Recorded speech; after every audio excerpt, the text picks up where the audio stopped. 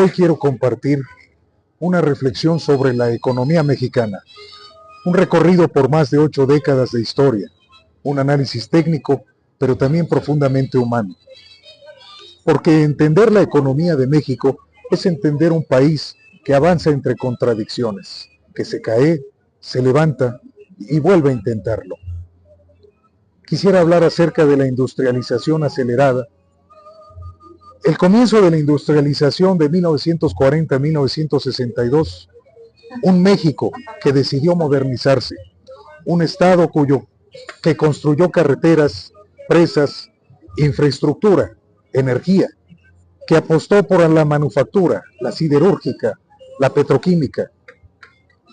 Crecimos arriba del 6% anual, pero ese avance tuvo límites. Dependíamos de bienes importados. La competitividad era baja, el campo quedó rezagado y la urbanización concentró el desarrollo. Fue un salto hacia adelante, sí, pero con desigualdades sembradas para el futuro. El desarrollo estabilizador, por otra parte, de 1954 a 1970, la llamada edad de oro económica de la historia de la economía mexicana, se caracterizó por crecimiento sólido, inflación baja, tipo de cambio fijo por más de 2 décadas, disciplina fiscal y monetaria.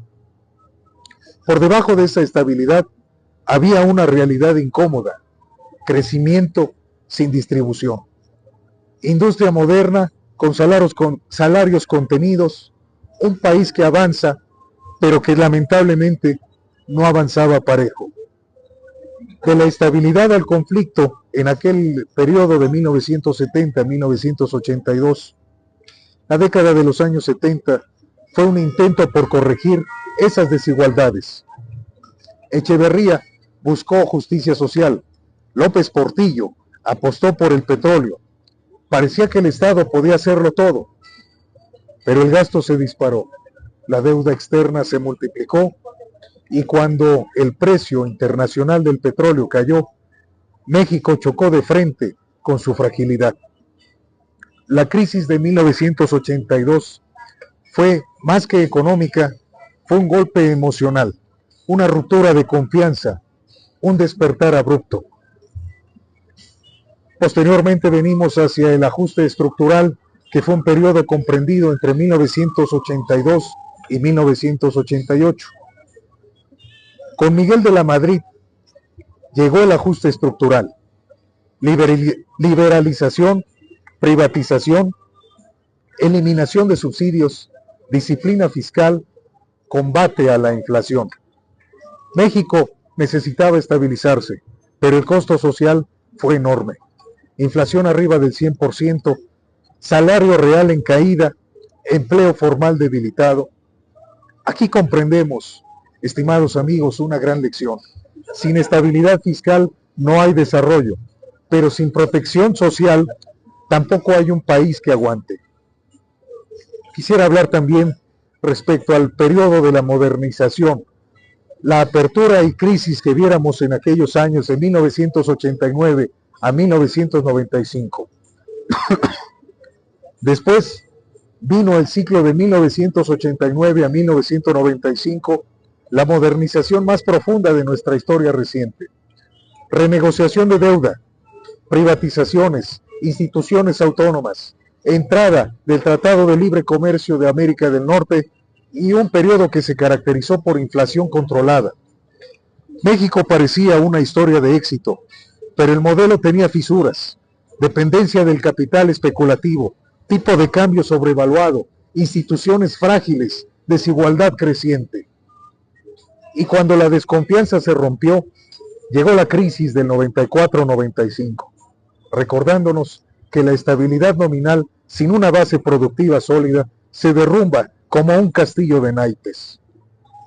En la economía actual, que lamentablemente y afortunadamente también es una economía de estructura terciarizada, hoy México es una economía de servicios, representa más del 60% del PIB, que viene naturalmente esto del sector terciario.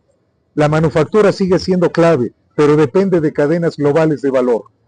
La agricultura aporta poco, pero sostiene a millones de familias. Esto nos enfrenta a retos enormes: informalidad, baja productividad, desigualdad territorial, dependencia del capital extranjero y riesgo de desindustrialización prematura, pero también a oportunidades reales. Y vamos a hablar entonces del nearshoring, la integración con Estados Unidos y Canadá, y la transición energética y el avance muy importante hacia la industria 4.0. Después de estudiar todo este recorrido, entiendo una verdad que trasciende a los modelos. La economía es más allá de una ciencia de números, es una ciencia de vidas. El desarrollo estabilizador nos enseñó disciplina, la industrialización, visión de Estado. Los 60, los límites del gasto sin control. Los 80 nos enseñaron los costos del ajuste. Los años 90 nos enseñaron que los riesgos de la apertura sin blindaje social son completamente peligrosos. Como economista en formación, veo claro que la estabilidad sin justicia estanca, la justicia sin estabilidad colapsa, la apertura sin instituciones vulnera y el Estado sin planeación solo perpetúa la dependencia.